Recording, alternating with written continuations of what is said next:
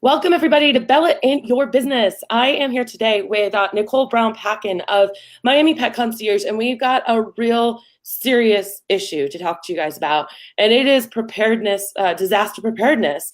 It is currently at the recording September 9th, 2018, and Nicole is an awesome member of Better Marketing with Bella and the Mastermind, and I just got to hug her at the Paradise Retreat here in Arizona.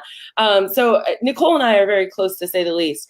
And another one of our, I'm going to just call them PAC members, Maureen Dunn McCarthy, had a question today that she doesn't normally have to post that much. And that is, oh my gosh, there is a hurricane in the Bahamas right now that is just now turned in from a tropical storm to a hurricane. And she's like, what do I do? Because admittedly, you know, they don't have to deal with a lot of this stuff, but guess who does have to deal with it?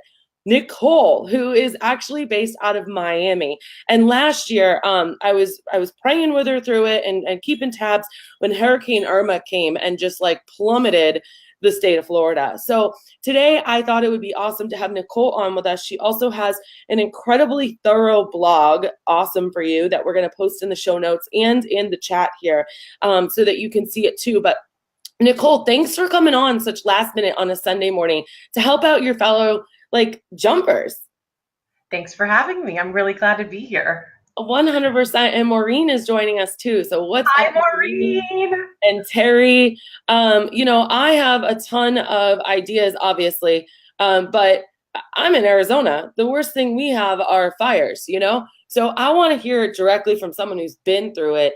And I want to know, right now it's Sunday, and this thing is about to make landfall. They predict, and of course it always could change, on Thursday. So Nicole, I want you to walk us through right now. If you were sitting in Indian Trail, South Carolina, I think, or North Carolina? North Carolina. North Carolina. What would you be doing to prepare not only yourself, your family, but your business, your staff, and your community? I think the most important thing, Bella, first off, is just to take a deep breath and don't panic, because we all know that the media gets, you know, it's their job, but it also makes us a little nutty. So first things first is you need to take care of yourself and your home and your pets, and then trickle off to your staff and then your clientele. I was talking to Maureen this morning, and what I would suggest everybody to do right now is create an email that jots down everything that you need from your clients, because they're going to come to you for guidance. You are their person. And so if you can guide them step by step on what you want from them, you're going to take away the stress. You're going to decrease the questions and the phone calls and the emails and the text writing and everything else that's going to stress everyone else out. And then you can breathe. Also remember that hurricanes predictions for Thursday, that's like a year from now. Last year with Irma, they were telling us it was hitting on Thursday, and then it was hitting on Friday. You know when it hit? 1 o'clock in the morning on Sunday. So my piece of advice is prepare, but always expect that it's going to change. I feel like you were on a game show. Always expect the unexpected. But the reality is, you know, Thursday is a year from now. Yeah. That's great advice. So heed the warning, but don't freak out. And we've got to keep our senses about us. And I think, oddly enough, in the mastermind right now, we're talking about leadership and management, right? So I think that's a big part about being a leader is staying calm, staying factual, and seeing the bigger picture. I'm going to actually read the note that Maureen just sent out to her people. And Maureen, with your blessing, I'll include it in the show notes for those who might just be listening to the audio months from now. But Nicole, I think you had something to do with this too. Good afternoon. I'm writing you today to let you know, maybe you know already, that on Thursday, September 13th, the Carolinas are expected to be hit with a major hurricane. I wanted to advise you that if this should happen and the Charlotte area is affected due to a federal state of emergency, that Loving Kisses Pet Sitting will be shut down temporarily during the height of the storm to maintain the safety of the pet sitters. Wow, that's amazing. We will resume our normal activities as soon as our safety concerns are lifted and travel is permissible. That being said, I'm advising all of our clients to have a backup plan, i.e. neighbor or family member to attend to your pets if we cannot get to your home during the height of the storm. We will try our best to maintain communication with our clients, but due to power outages, cell phone and computer may be very limited or non-existent. Thank you for your understanding in this matter and stay safe. For our clients that are in town and not traveling, be sure to let us know ASAP to cancel your daily visits and know that we may have limited service as power lines may be down.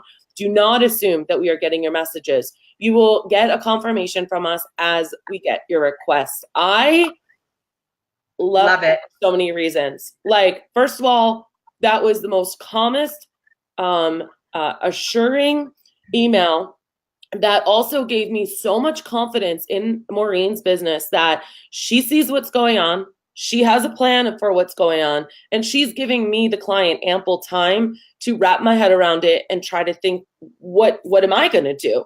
And wow, that is leadership at its finest. Nicole, what do you think about that? I think that she did an awesome job, because to me, as a client reading that, I'm thinking, wow, she's got my back. She is ahead of the game. She's not stressed out. And it's good. It's a good advice. What I would take it up a notch now for Maureen and anybody else is, each day send a follow-up on what's happening with you.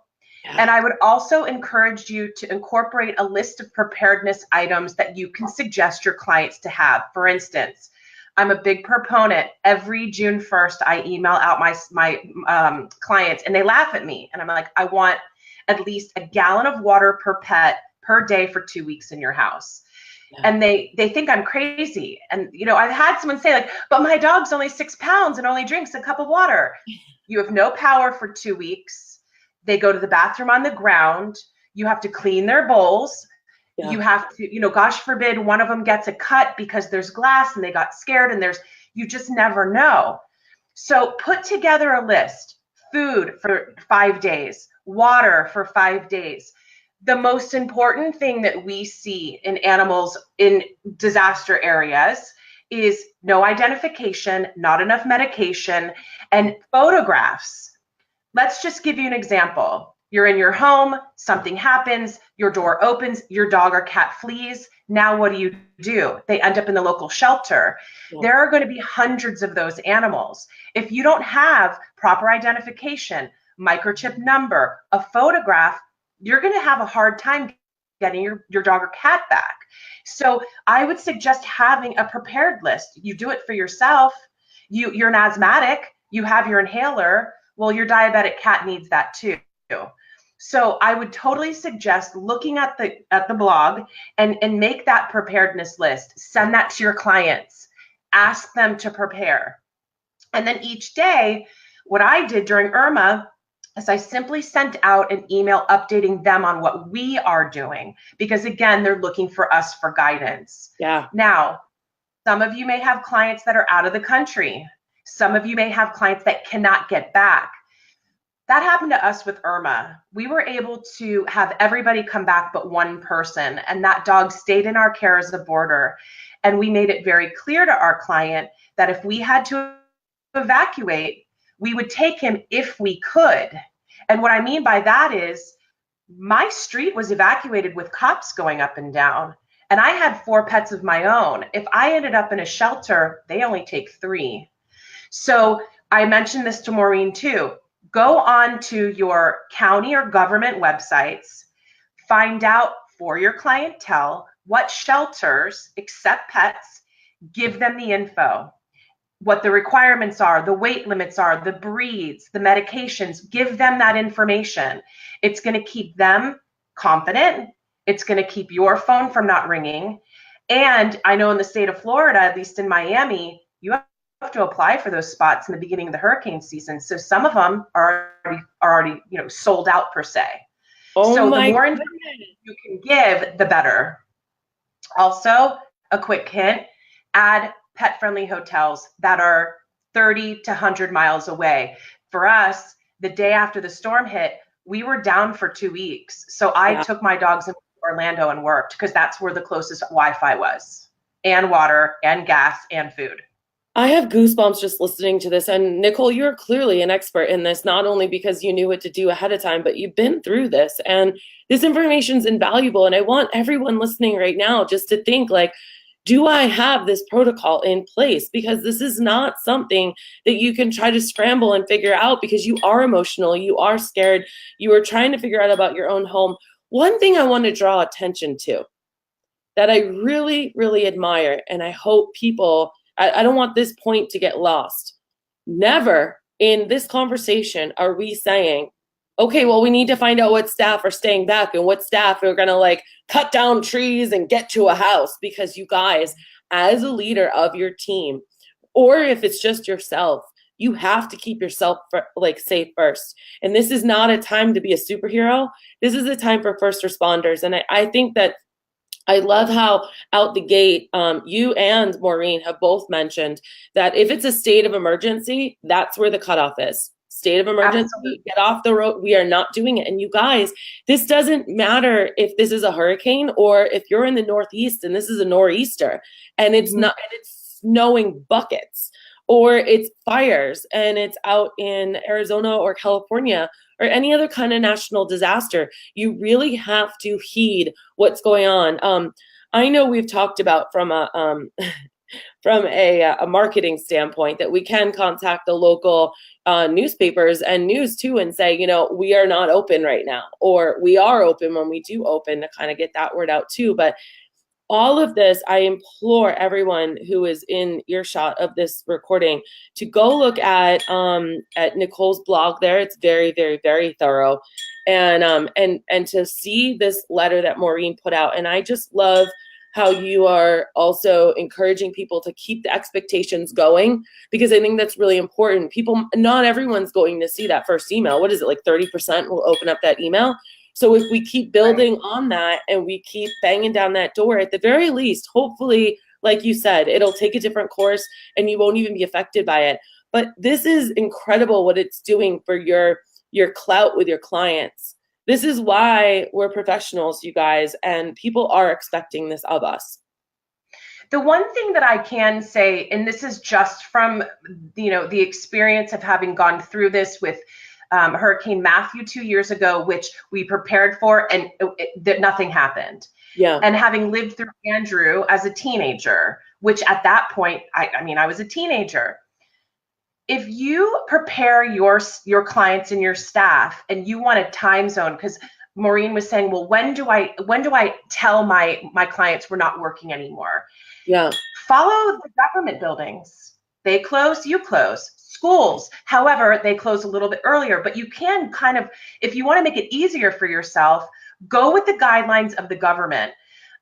You know, I was in a tricky situation last year because, as I said, I had one client that wasn't compromising, and I literally evacuated at the 11th hour, and I almost had to sacrifice my family's safety to get out of Miami.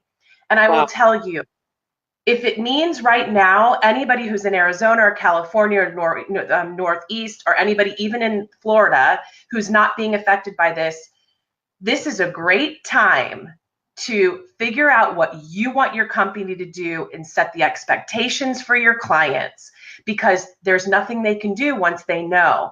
If you don't have the expectations, they may kind of try to work it for you to be the person who's, oh, well, I'm vacationing. What about my hurricane shutters? Nope. June 1st, when I take clients for overnights or pet sitting, I ask them, who will be the person coming to take care of your home if a hurricane hits? What's going to happen with your cat if we have to evacuate? Do you have enough of XYZ? And I'm telling you, they know now after 12 years that June 1st, Nicole's coming asking those questions. And I'll never go through it again. So you need to prepare them, especially for those that have never been through it, and keep calm. You might have people that are moving into your area that aren't, like, I know if I moved there, all this stuff would be new to me. So this is like, I looked it up. Hurricane season is June to November, according to Google. Is that accurate? June 1st to November 1st, and it's a big celebration. You were like, November 1st is coming. But September and early October are the feisty seasons. That's when things get rough. So that's why we're seeing so many storms. Right. You know, last year I had 2 clients that had moved here from New England a week before, and they had no idea what to do. Right. So, you know, this is going to be new, even for those of us we've been through Andrew. We get lazy. But I know that in, in North Carolina, where Maureen is, I bet you they're getting freaked out enough that water's off the shelves in their local grocery stores. Mm-hmm. And I'll tell you, on June 1st, my husband and I go to Costco and we get 30 to 50 gallons that sit in our garage so that just in case. Yeah. And, it sounds cuckoo, but I'm telling you, I had clients last year that needed water and I had it. Yeah. So Well, that's what, Nicole, that's what being a leader is. That's a great example. You're a great example of what a leader is, by leading by, you're not just telling people to do it, you're doing it. I mean, truly, I mean, that's what we're talking about in the mastermind this month. And you're just an exemplary definition of that. I think it's amazing. Do you guys have, and Terry brings up a good point, as is gas. Gas is low. And I imagine that you own a generator being in Florida. No. And what most people do, we don't, believe it or not. Generators are awesome to have, don't get me wrong. Unfortunately, we don't have one, but we have families that do. So it's another story for another time. If you can, they can be dangerous too. If you really want a generator, you want one underground that's, all that. Anyway, what I would suggest is Terry mentioned regarding gas. Always fill up your tanks as last minute as you can, and if you can, gas containers in your home. Last year we didn't have gas in our community for almost 7 days, so we literally left. I left from Miami to Orlando, which is 3.5 hours, and I don't think I was able to get gas until probably an hour out. So, but you have to just prepare. Gas, sure. Yeah. You're not going to be driving, so. Right. So I think the major takeaways, and help me out with this, because I want to wrap it up and kind of just put a nice little bow on this. One, be a leader in your community and get a notice out with what you are expecting from your clients and what they can expect from you as soon as possible, and update them every day. Do not be a superhero. And let your staff know that you're leading by example, and to know when and how and all this stuff. Consider following the government guidelines. And at the beginning, if you're in an area where there's a snow season, hurricane season, fire season, stock up with the necessary supplies that you need to, and make a resource list like Nicole did, and we posted down in the comments there about places of refuge that are miles away from your place. Did I miss anything, Nicole? No, I the refuge miles away, a lot of people are going to want to instantly start driving out.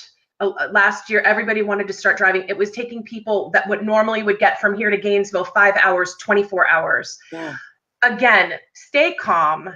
If you feel that you have the opportunity to leave, make a hotel reservation and get out. However, prepare yourself and prepare your business.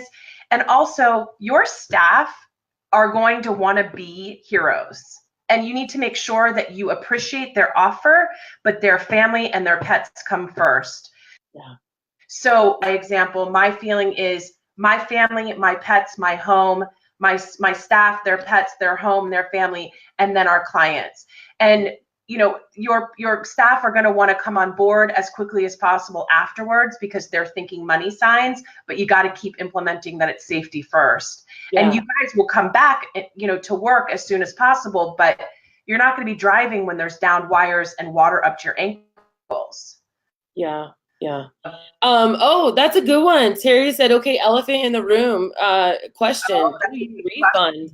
I would say yes, because I always would if it was a disaster, if it was an act of God. Nicole, what do you think about that? We refund, and I'll be honest with you. I told Maureen this morning. Be prepared if you're out of business for 2 weeks. It's a hit. We had a huge hit last year. It took us about a month to get back on our feet.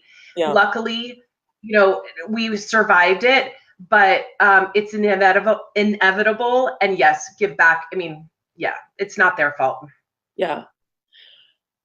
That's a good Nicole question. Brown-Packen, you are a superstar. I appreciate your leadership in our industry. I appreciate calling you a friend and just being able on a Sunday morning to say, Nicole, people need your wisdom. Can you get on live with me? And you said, husband, I'm going to wait to go on a bike ride with you, and I'm going to come on to help my industry. So thank you so much for being here. You're just amazing. How can we reach out to you if they want to get a hold of you? Sure. If anyone has any questions, you're welcome to reach out to me anytime. You can email me at info@my.com. I'd be more than happy to speak with you. This morning, Maureen and I spoke by phone. I'd be more than happy to talk to you if you want. And just, stay calm and always know that the storms do change. So you never know. Right? No kidding. So again, you Hi, Lauren. Oops. That was info@miamipetconcierge.com, right? Yes. Okay, perfect. You guys, this has been another episode of Bella in Your Business. Remember, when life gets tough, always keep jumping. And if you liked this episode, please go find it on iTunes, Stitcher, or wherever you listen to, and leave us a review to that effect. Thanks for listening and have a super day. Thanks again, Nicole. Bye. Have a good one.